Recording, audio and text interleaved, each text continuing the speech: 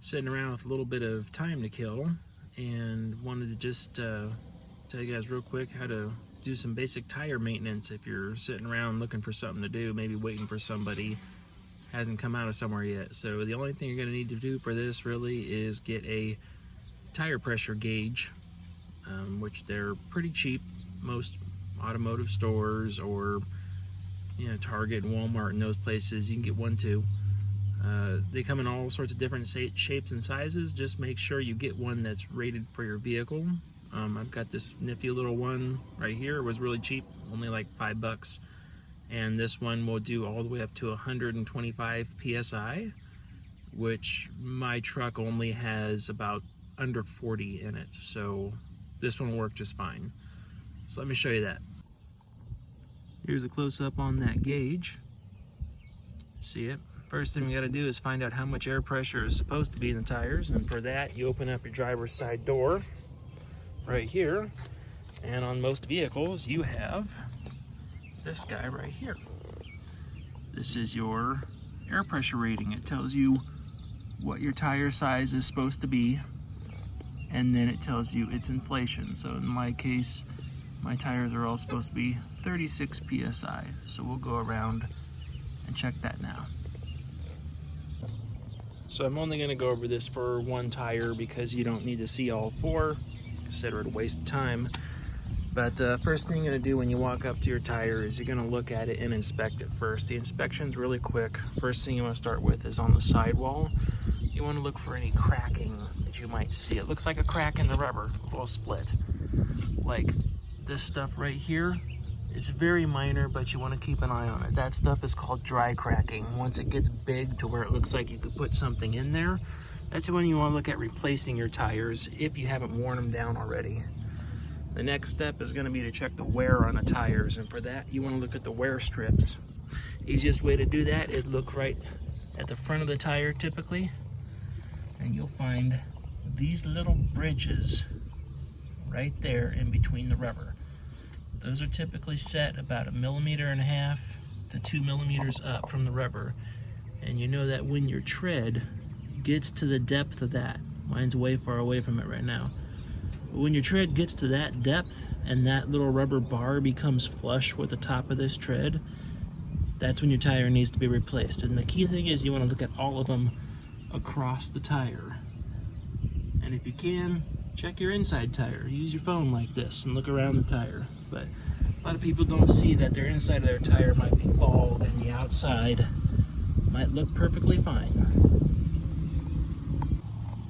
Next thing we're going to do is check tire pressure. You're going to go through, find your valve stem, that's this guy right here. Take this little cap off the front. Typically plastic, some higher end might be metal. And then that exposes the valve stem on the inside. That's the little Schrader valve on the inside. And now the key is that this little guy, little metal piece on the inside, has to make contact with that little tiny piece right there. And at the same time, that rubber ring has to seat flush up against it.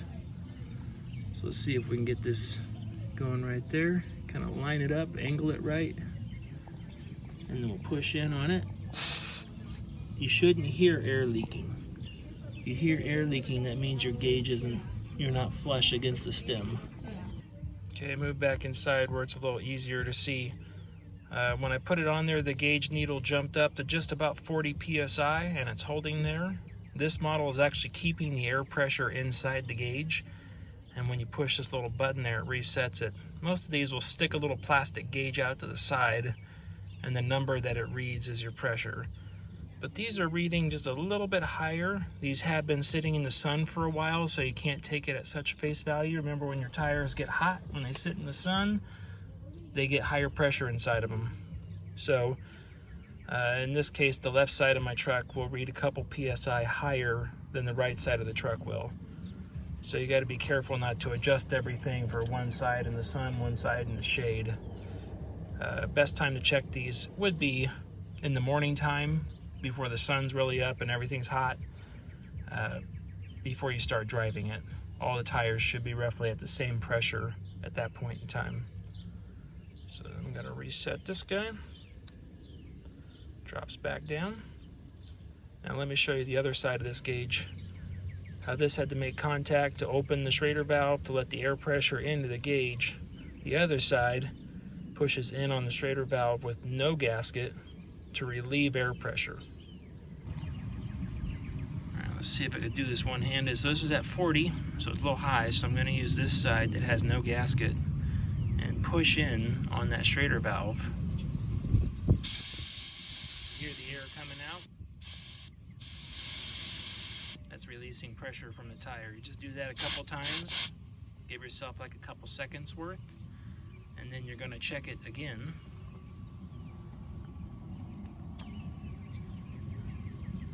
And see what your new pressure is. It's dropped just slightly for mine.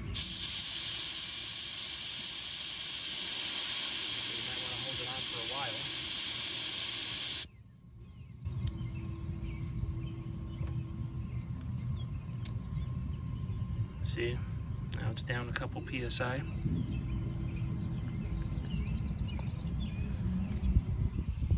Okay, one last thing. Once we're done checking the air pressure, you want to make sure that you put your valve stem cover back on. That valve stem cover will help seal that, keep more of the air in the tire, and then it also keeps all of your rain, dirt, salt, everything else out of that Schrader valve, which can destroy it. That valve goes bad, you have to take the tire off the rim to replace it, and that's no fun. And that's pretty much it. You might need to go somewhere where they have an air compressor so you can add pressure to your tires if they're below that number. Hopefully this helps some people.